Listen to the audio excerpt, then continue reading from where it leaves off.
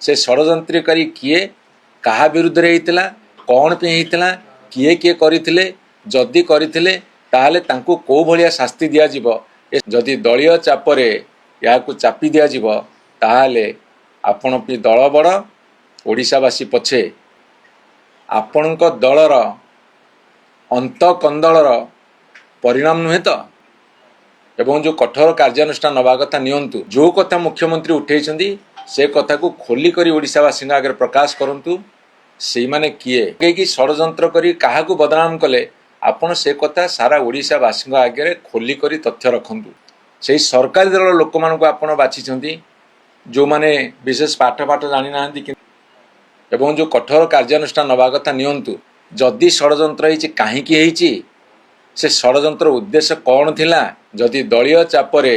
या चापी दिया जिवो ताहले आपण भी दल बड़ ओडिशावासी पछे से षड्यंत्र करिथिया व्यक्ति मानकु केमिति आपण धरिले समस्त कथार खुलासा करिवे कि